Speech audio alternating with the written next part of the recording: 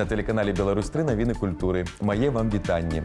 Сёння 26 красавіка. У бліжэйшы час мы агучым праграму канферэнцыі «Аўтэнтычны фальклор». Дапаможам сарыентавацца ў праектах тэлеканала «Беларусь-3», даведаемся, што адшукалі падчас будаўніцтва метро ў Лос-Анджелесе, а напрыканцы пагаворым аб фарміраванні інстытута мецэнацтва з міністрам культуры Юрыем Бондарам. І гэта далёка не ўсё, што чакае вас ужо зараз. Музей гісторыі беларускага кіно працягвае рэтраспектыву «Першы геній кіно», прымеркаваную да 130-годдзя з дня нараджэння кінаакцёра, сцэнарыста, кінарэжысёра, кампазітара Чарльза Спэнсера Чапліна. Заўтра вам прапануецца кінастужка 1940 года «Вялікі дыктатар». У гэтай сваёй рэжысёрскай рабоце Чаплін стварае адразу два кантрасныя вобразы – добра вядомага маленькага чалавека і карыкатурна-гратэскны фюрэра. У 1941 годзе фільм атрымаў прыз нью-йоркскіх кінакрытыкаў за лепшую акцёрскую работу. Белтэлерадыёкампанія ўжо 8 раз ладзіць галоўны радыёконкурс выканаўцаў краіны. Сёлета праект «Маладыя таленты Беларусі» сабраў рэкордную колькасць заявак. На другім адборачным туры лепшых выканаўцаў пабывала наша здымачная група.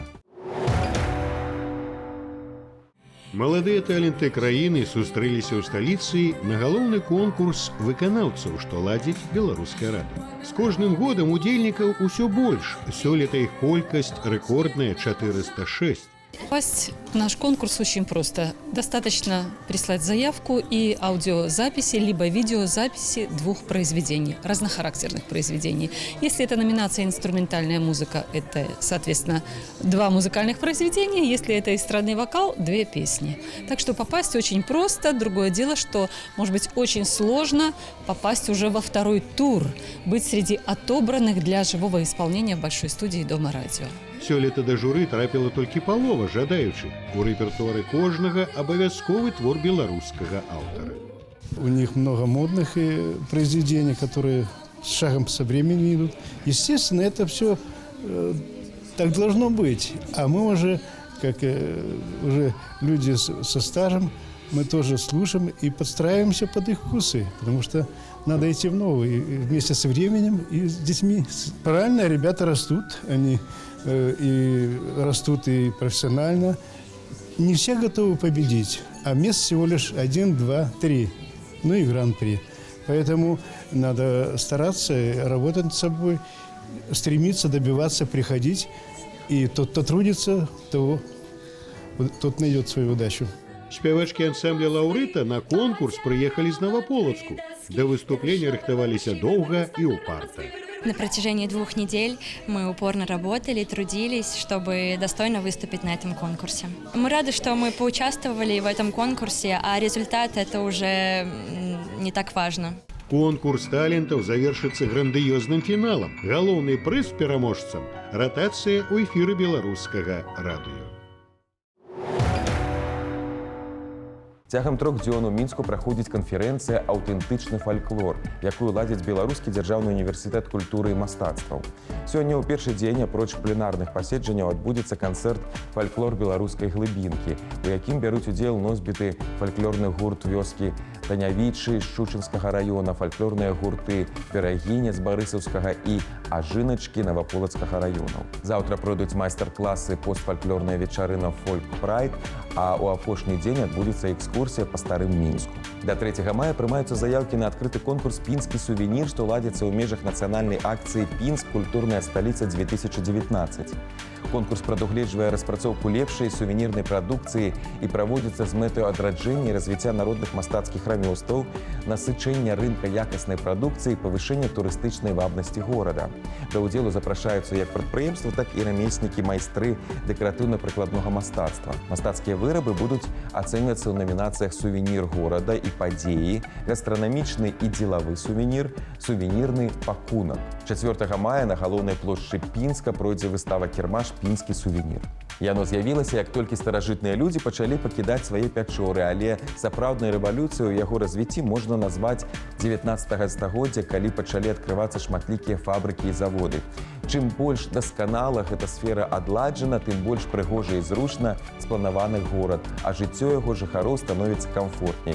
Усё пра будаўніцтва ў сумесным праекце Акадэміі навук і Белтэлерадыёкампаніі «Навукаманія» заўтра ў 14 гадзін 45 хвілін на Беларусь-3.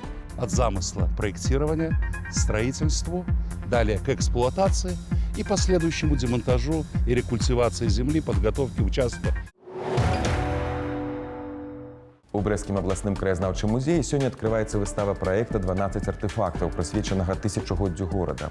На выставе для агляду прадстаўлены агульнагенеральскі мундзір з асабістага гардыроба расійскага імператара Мікалая I.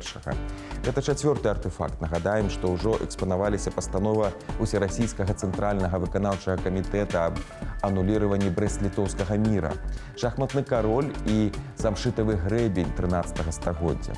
Традыцыйна унікальныя экспанаты дэманструюцца толькі адзін тыдзень. У Нацыянальным цэнтры сучасных мастацтваў у Мінску працуе выстава твораў Александра Верашчагіна «Старое, новое, вечное».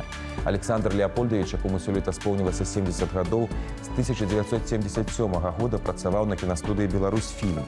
На сваёй рэтраспектыўнай экспазіцыі ён прадставіў партрэты людзей, якія былі побач з ім у рабоце над фільмамі. Памочнікі рэжысёра, акцёры, аператары, мастакі. Цэлая гісторыя кінастудыі 80-х. Заўтра ў вячэрнім эфіры тэлеканал «Беларусь-3» прапануе вам канцэрт, прымеркаваны да 30гадовага юбілею канцэртнага аркестра Рэспубліканскай гімназіі каледжа пры Беларускай дзяржаўнай акадэміі музыкі на чале з заслужаным артыстам Рэспублікі Беларусь Уладзімірам Перліным. У праграме творы Моцарта, Паганіні, Чайковскага, Дворжака і іншых кампазітараў. Глядзіце ў 22:40 на нашым тэлеканале.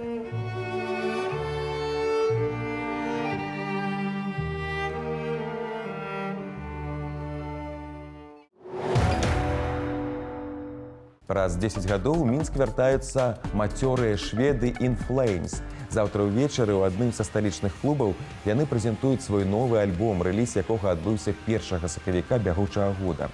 13-ты па ліку паўнафарматны студыйны альбом шведскіх мелодзік дэт-металістаў атрымаў назву «I the Mask» і ўключае 12 трэкаў. Над яго стварэннем працаваў двойчы намінант на прэмію Грэмі прадзюсар Говард Бенсон. Музыкі прысвяцілі пласцінку сваім прыхільнікам.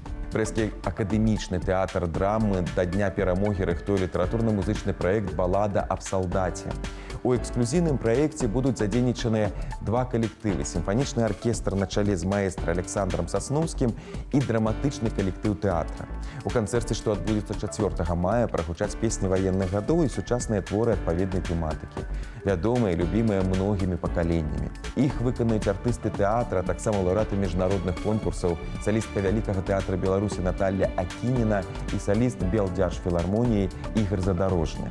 Заўтра ўвечары ў Мінску ізноўку выступіць Аліна Арлова. Яе песні на 3 мовах – літоўскай, рускай і англійскай – спярша зачаравалі родную Літву, а пасля займелі прыхільнікаў у Еўропе, Амерыцы, на постсавецкай прасторы. Гэтым разам спявачка вернецца ў беларускую сталіцу пасля 4гадовага перапынку з вялікім багажом набытага гастрольнага вопыту і, натуральна, новымі песнямі.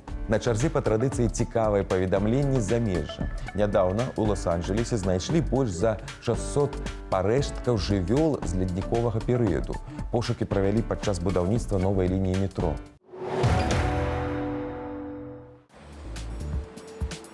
Мамонты, гіганцкія ляніўцы, шаблязубыя тыгры і бізоны. Сёння іх у Лос-Анджелесе не сустрэнеш. Аднак яны жылі тут раней. Астанкі гэтых і многіх іншых старажытных жывёл знайшлі падчас будаўніцтва 9 новых станцый метро. Знаходкі зробленыя дзякуючы законам, якія дзейнічаюць у Каліфорніі.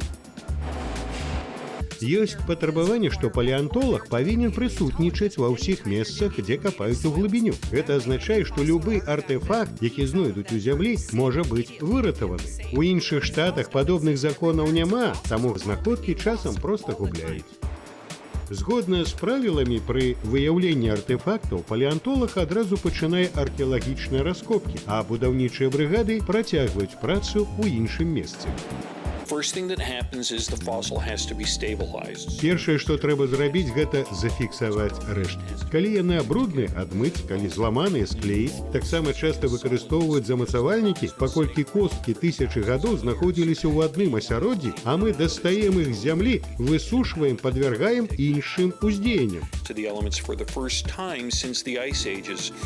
Сярод знаходак, якія зрабілі археолагі, рэшткі лютаваўкоў, кітоў, вялікіх бізонаў, коней і вярблюдаў. Косткі бізонаў у раёне Лос-Анджелеса і раней знаходзілі часта. А вось маманты для гэтага рэгіёну рэдкасць. Як толькі ўсе парэшткі збяруць і класіфікуюць, іх прадставяць у палеанталагічны музей Лос-Анджелеса.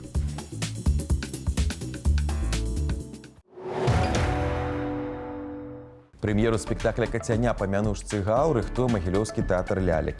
Над пастаноўкай паводле казкі дзіцячага пісьменніка і драматурга Рыгора Остара працуе галоўны рэжысёр стаўрапольскага краявога тэатра лялек Рыгор Гольдман. Ён жа напісаў музыку і песні для спектакля, прэм'ерны паказ запланаваны на май бягучага года. У палацы Румянцавых і Паскевіча ў Гомелі адбылася ўрачыстая перадача гістарычных дакументаў, звязаных з уладальнікамі маёнтка. Усяго ў фонды музея падорана 13 унікальных гістарычных дакументаў. Сярод іх указ Кацярыны Вялікай аб перадачы Гомеля фельдмаршалу графу Пятру Румянцаву Задунайскаму, копія мірнага дагавору, што завяршыў руска-персідскую вайну і іншае. У бягучым месяцы адбылася штогадовая цырымонія ўшанавання лаўрэатаў рэспубліканскай акцыі «Мецэнат культуры Беларусі». Мы сустрэліся з міністрам культуры нашай краіны Юрыем Бондарам, абмеркавалі, наколькі удала фарміруецца ў Беларусі інстытут мецэнацтва, наколькі цікавяць фундатараў не вельмі буйныя праекты. Здравствуйте. Мы сегодня чествуем меценатов по итогам 2018 года. Можно ли сказать, что у нас в стране уже сформировался институт меценатства? Еще в древнем мире было принято оказывать поддержку талантливым, молодым, перспективным в их творческом становлении. И история знает очень много меценатов. Я очень рад, что институт меценатства получил развитие в Республике Беларусь. Да, безусловно, мы должны совершенствовать законодательство, создавать правовые механизмы для развития не только меценатства, но и спонсорства. Республиканская акция, итоги, которые мы подводим сегодня, инициирована Министерством культуры в 2012 году. Во-первых, для того, чтобы подвести итоги. Во-вторых, для популяризации меценатства и спонсорства в нашей стране. И в-третьих, мы собираемся для того, чтобы сказать спасибо тем людям, которые по велению сердца вкладывают в нашу культуру. А растет ли интерес состоятельных людей к поддержке культуры? Объем спонсорской помощи в культуре из года в год растет. В этом году мы говорим о цифре 6,8 миллиона белорусских рублей. Эта цифра за прошедший год возросла почти на 500 тысяч. Сегодня, если мы возьмем всю палитру творческой жизни страны, то увидим, что ни одно значимое, масштабное мероприятие в сфере культуры не проходит без поддержки меценатов и спонсоров. Начиная от Славянского базара в Витебске, фестиваля в Александрии. Александрия собирает друзей, конкурсов, которые мы проводим для поддержки талантливой молодежи, заканчивая реконструкцией и модернизацией отдельных объектов культуры.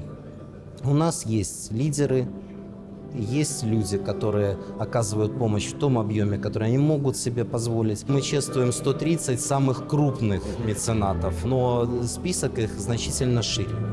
Это более 1000 организаций, индивидуальных предпринимателей, частных лиц, которые оказывают поддержку развития культуры в нашей стране. Мы с удовлетворением можем отметить не только рост количественных показателей наших меценатов и спонсоров, а в целом уровень культуры наших деловых кругов, то есть потребность пожертвовать средства на развитие культурных проектов становится неотъемлемой частью культуры делового человека. Это общемировая практика, и сегодня во многих странах культура развивается в меньшей степени за счет поддержки государства, а в большей степени за счет средств компаний и лиц, которые жертвуют на культуру. Вы перечислили такие крупные фестивали, как Славянский базар в Витебске, Александрия. А если говорить о маленьких городах, о небольших проектах? Уникальное событие произошло в 2018 году. За счет средств спонсора был приобретен рояль фирмы Steinway, который подарен Молодеченскому колледжу искусств. В этом году мы начали реализацию масштабного проекта в Аршанском районе по воссозданию усадьбы Короткевича и созданию там музея, который будет передан после завершения работ в республиканскую собственность и будет служить развитию туристической инфраструктуры Аршанщины. И примеров тому множество. И реконструкция домов культуры, и обновление фондов сельских библиотек происходит в том числе благодаря поддержке наших меценатов и спонсоров. Несколько слов о самом механизме. Вот как меценат может поддержать тот или иной проект, найти о нем информацию и оказать поддержку? По некоторым мероприятиям Министерство культуры обращается напрямую к спонсорам потенциальным, но множество компаний поддерживают те мероприятия, которые им интересны. Это добровольный процесс, нам надо продвигать это явление в нашей стране, популяризировать его и говорить вовремя людям спасибо. А результат не замедлит себя ждать. Спасибо, Юрий Павлович. До встречи на новых интересных проектах. Это все, что мы поспели вам рассказать. Глядите навіны культуры не только на телеканале «Беларусь-3», але и на нашем YouTube-канале. Разом з нами будьте у курсе самых значных подей. До сустрэчы.